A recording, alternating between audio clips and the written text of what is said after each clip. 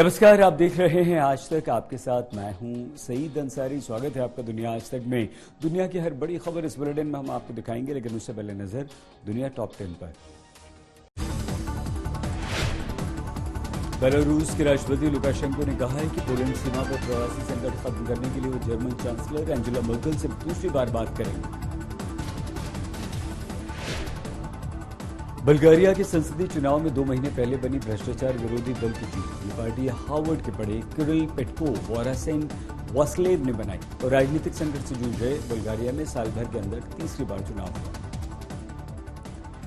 Israel के पूर्व प्रधानमंत्री बेंजामिन नेतन्याहू सोमवार को भ्रष्टाचार के मामले में अदालत में पेश हुए। नेतन्याहू के वकीलों के कानूनी चुनौती के बाद मामले को अगले हफ्ते तक टाल दिया गया। बेंजामिन अपने छोटे बेटे लिकुड पार्टी के कुछ समर्थकों के साथ अदालत पहुंचे। लीबिया के तानाशाह गद्दाफी के बेटे सैफ अल सुल्तान के बाद लीबिया के शक्तिशाली कमांडर खलीफा हफ्तर ने राष्ट्रपति चुनाव लड़ने का ऐलान किया। मंगलवार को खलीफा ने पूर्वी शहर बेनगाजी में राष्ट्रपति उम्मीदवार के लिए नामांकन दाखिल किया। हफ्तर ने कहा, लीबियाई लोगों को एक सच्चे नेतृत्व की जरूरत। रूस ने ISIS पर मौजूद अंतरिक्ष यात्रियों की जान खतरे में डालने का आरोप को खारिज कर दिया। रूस की अंतरिक्ष एजेंसी ने मिसाइल परीक्षण की पुष्टि भी नहीं की। अंतरिक्ष यात्रियों को बचाना पहली प्राथमिकता थी। अमेरिका ने धमकी देते हुए कहा था, रूस को करारा जवाब दिया जाएगा। हांगकांग की अदालत में विस्फोटक पदार्थ रखने के बाद हड़कंप मच गया, जिसके बाद 32 लोगों को बाहर निकाला गया। सुरक्षा बलों ने विस्फोट को निष्क्रिय किया। माना जा रहा है कि विस्फोटक पदार्थ न्यायाधीशों को डराने के लिए रखा गया था। हांगकांग सरकार ने खेद व्यक्त किया। युगांडा की राजधानी कंपाला में संसद भवन के पास लगातार 2 ब्लास्ट हुए। 2 लोगों की मौत हुई, कई लोग घायल हुए। 100 मीटर दूर भारतीय पैरा बैडमिंटन टीम ठहरी थी। भारतीय टीम को कोई नुकसान नहीं पहुंचा।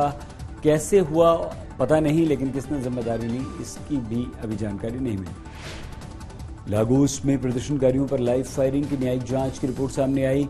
सुरक्षा बलों को दोषी पाया गया। अक्टूबर 2020 में लागोस में एक टोल गेट पर शांतिपूर्ण प्रदर्शन के दौरान सुरक्षा बलों ने फायरिंग कर दी थी। कई लोगों की मौत हो गई थी। सेना और पुलिस दोनों ने फायरिंग से इनकार किया था। हैती के पूर्व राष्ट्रपति मोइस की हत्या के मामले में टर्की के सुरक्षा बलों ने इस्तांबुल में एक संदिग्ध को गिरफ्तार किया। हैती के विदेश मंत्री ने इस मामले की जानकारी दी। विदेश मंत्री क्लॉड जोसेफ ने टर्की का धन्यवाद दिया। बता दें, मोइस की उनके निजी घर पर गोली मारकर हत्या कर दी गई थी। बोइंग 737 मैक्स विमानों की उड़ान फिर शुरू करेगा सिंगापुर एयरलाइंस। सिंगापुर के उड्डयन मंत्रालय ने जानकारी दी। कनाडा में भारी बारिश के बाद बाढ़ जैसा दृश्य है। नदियों से लेकर समुद्र तक उफान मर रहे हैं। हर जगह पानी भरा हुआ है। आम लोग परेशान हैं।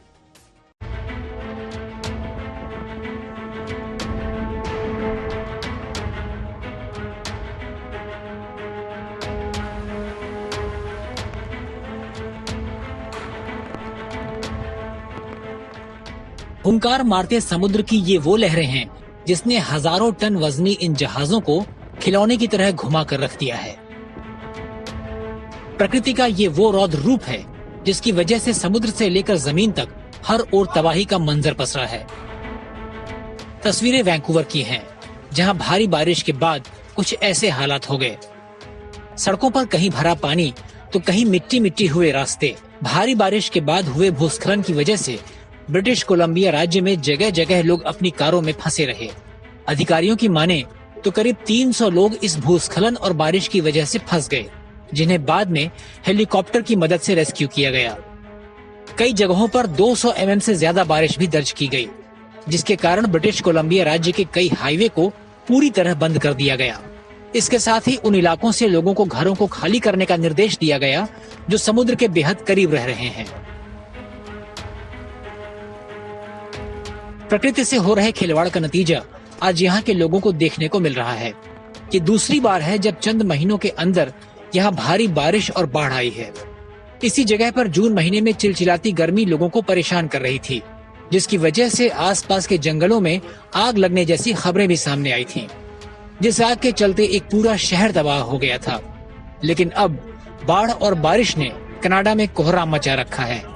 आज तक ब्यूरो।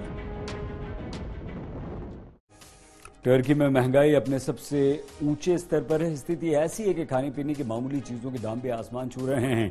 महंगाई के मुद्दे पर वर्षों से सोई सरकार के नए निर्णय और भी चिंता पैदा कर रहे हैं।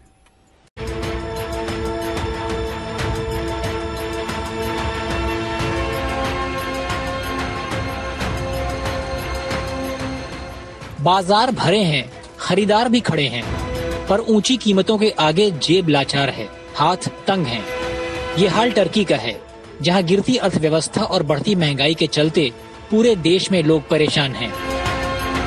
खाने पीने की चीजों के दाम यहां हर दिन अलग अलग ऊंचाइयां छू रहे हैं। खरीदारों से लेकर दुकानदार तक ऊंची कीमतों का रोना रो रहे हैं।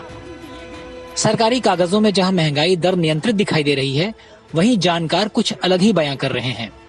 दरअसल हाल के दिनों में टर्की में जबरदस्त तरीके से महंगाई बढ़ी है। सरकार जहां सालाना महंगाई दर 20% से कम बता रही है, वहीं इस मामले के जानकार महंगाई दर के 50% तक होने की बात कर रहे हैं। खाने पीने की चीजों के दाम 2 गुने से 3 गुने तक महंगे हो चुके हैं। तो टर्की की मुद्रा भी डॉलर के मुकाबले दिनों दिन गिरती जा रही है। आज यहाँ की मुद्रा अब तक के सबसे निचले स्तर पर पहुँच चुकी है, जबकि साल की शुरुआत से अब तक इसमें 25% से भी अधिक की गिरावट आ चुकी है। दरअसल टर्की ज्यादातर आयात पर निर्भर रहता है। ऐसे में गिरती मुद्रा यहाँ के व्यापारियों को महंगे दामों पर दुनिया भर से सामान खरीदने पर मजबूर कर रही है।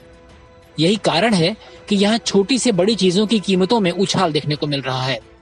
माना जा रहा है कि अगर जल्द यहाँ की सरकार की नीतियों में सुधार नहीं आया, तो आने वाले समय में महंगाई कई गुना तक बढ़ सकती है। आज तक ब्यूरो।